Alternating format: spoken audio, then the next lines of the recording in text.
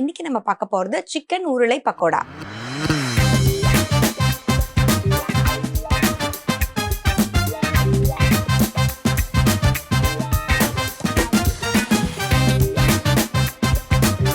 இந்த ரெசிபியை பண்றதுக்கு தேவையான பொருட்கள் என்னென்னு பார்க்கலாம்.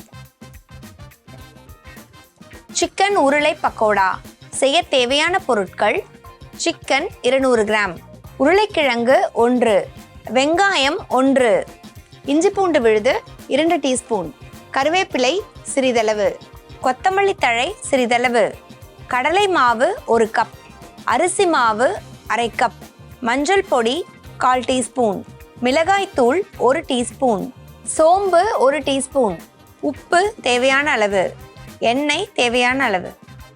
சிக்கன் உருளை பக்கோடா பண்ணுறதுக்கு தேவையான பொருட்கள் என்னென்னு பார்த்தாச்சு. எப்படி பண்ணுறதுன்னு இப்போ பார்க்கலாம். இப்போ ஃபஸ்ட்டு வந்து பார்த்திங்கன்னா நம்ம ஒரு மேரினேஷன் பண்ண போகிறோம். அதுக்காக ஒரு மிக்சிங் பவுல் எடுத்திருக்கோம்.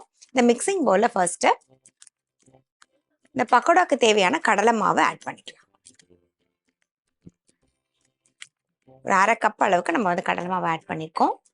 2 டேபிள் ஸ்பூன் அளவுக்கு அரிசி மாவு, இதில் கொஞ்சமாக மஞ்சள் பொடி,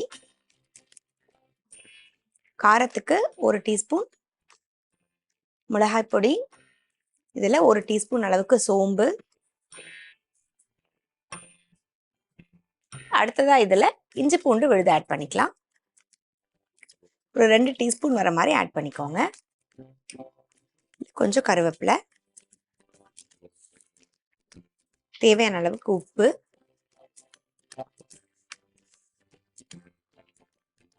அடுத்ததா இதுல இது மாதிரி நீளமா நறுக்கி வச்சிருக்க வெங்காயத்தை ஆட் பண்ணிக்கலாம். உருளைக்கிழங்க இந்த மாதிரி வந்து நம்ம தின்னா ஸ்ட்ரிப்ஸா போட்டு வச்சிருக்கோம், அதையும் ஆட் பண்ணிக்கலாம். அதே மாதிரி தின்னா ஸ்ட்ரிப்ஸா போட்டு இருக்க நம்மளுடைய சிக்கனையும் ஆட் பண்ணிக்கலாம். இந்த மாதிரி நல்லா தின்னா போட்டுக்கோங்க, மெலிசா இந்த மாதிரி தின்னா போட்டா நமக்கு ரொம்ப நல்லா இருக்கும் இந்த பக்கோடாக்கு.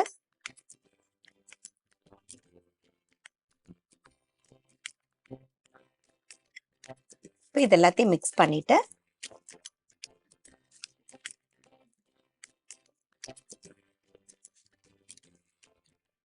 ரொம்ப தண்ணி விட்டுறக்கூடாது. இதுல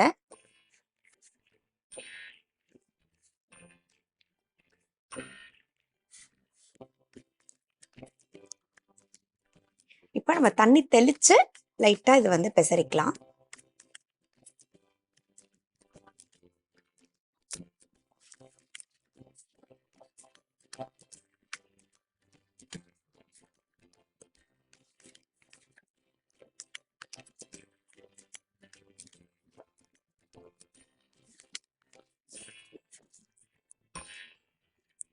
இப்போ இது எல்லாமே பெசரி வச்சாச்சு. இது ஒரு 5 நிமிஷம் இருக்கட்டும். அதுக்குள்ள நம்ம எண்ணெய் காய வச்சிடலாம். இப்போ சிக்கன் பக்கோடாக்கான மேரினேஷன் பார்த்தீங்கன்னா நம்ம கிட்ட ரெடியா இருக்கு. இந்த பக்கம் எண்ணெயும் நல்லா காஞ்சிடுச்சு. இதை வந்து நம்ம கொஞ்சம் கொஞ்சமா சேர்த்துக்கலாம். இப்போ இது வந்து பார்த்தீங்கன்னா நம்ம எடுத்து போடும் போதே நல்லா நம்ம வந்து பிடிச்சு போடுற மாதிரி தான் போடணும். இந்த மாதிரி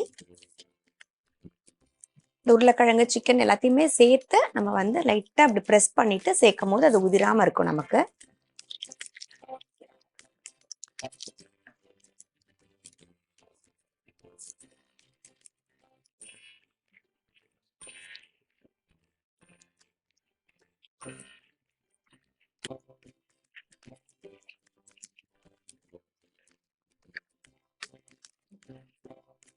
இப்போ சிக்கன் வந்து பார்த்தீங்கன்னா இப்போ நம்ம இன்னைக்கு இதில் ஃபுல்லாகவே போன்லெஸ் தான் எடுத்திருக்கோம். இந்த ப்ரிப்பரேஷனுக்கு நமக்கு வந்து போன்லெஸ் தான் நமக்கு வந்து கரெக்டாக இருக்கும். அதனால போன்லெஸ் வாங்கி நீங்கள் இந்த மாதிரி ஸ்ட்ரிப்பாக கட் பண்ணிட்டு இது வந்து பார்த்தீங்கன்னா நம்ம எப்படி வந்து ஸ்ட்ரிப்பாக கட் பண்ணியிருக்கோமோ அதே மாதிரி தான் வந்து உருளைக்கிழங்கு நம்ம நீட்ட வாக்கில் கட் பண்ணியிருக்கோம்.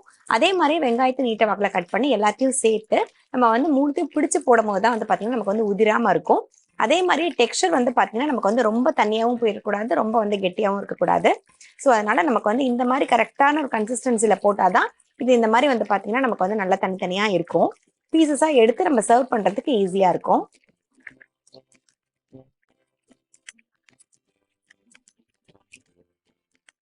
இப்போ சிக்கன் பார்த்தீங்கன்னா நமக்கு நல்லா வெந்துருச்சு. அதே சமயம் நம்ம உருளைக்கிழங்கும் நல்லாவே நமக்கு வெந்துருச்சு. இதை நம்ம இப்போ எடுத்துடலாம்.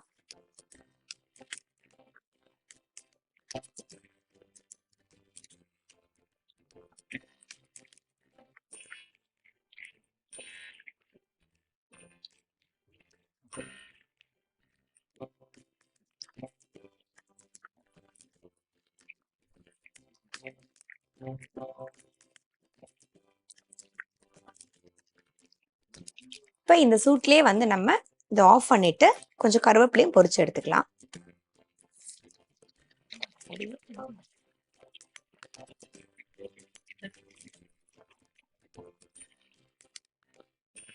இப்போ நம்ம பண்ணிட்டு இருந்த சிக்கன் உருளை பக்கோடா பார்த்தீங்கன்னா சூப்பராக ரெடி ஆயிடுச்சுங்க. இதை நம்ம சர்வ் பண்ணிடலாம். நல்லா கிறிஸ்பியாக சூடாக இருக்கும் போதே சர்வ் பண்ணிங்க அப்படின்னா ரொம்ப டேஸ்டியாக இருக்கும். ஏன்னா உருளைக்கிழங்குங்கிறதுனால நமக்கு வந்து சூடு இருந்தால் தான் நமக்கு வந்து ரொம்ப சவச்சவன்னு ஆகாமல் இருக்கும். ஸோ அதனால் சூடாக வந்து இதை சர்வ் பண்ணணும்.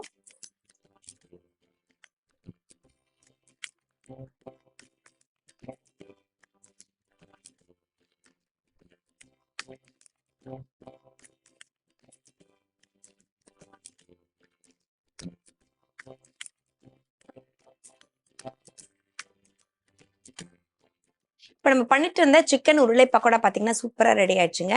கிட்ஸ்க்கெல்லாம் பார்த்தீங்கன்னா ரொம்பவே பிடிக்கும். ஏன்னா உருளைக்கிழங்கும் பிடிக்கும், அவங்களுக்கு சிக்கனும் பிடிக்கும். நீங்கள் உங்கள் வீட்டில் சிக்கன் வாங்கும்போது கொஞ்சமாக போன்லெஸ் எடுத்து வச்சு இது மாதிரி பண்ணி கொடுத்தீங்க அப்படின்னா கண்டிப்பாக என்ஜாய் பண்ணுவாங்க. நீங்களும் கண்டிப்பாக ட்ரை பண்ணி பார்த்துட்டு எப்படி இருந்துச்சுன்னு உங்களுக்கு சொல்லுங்கள்.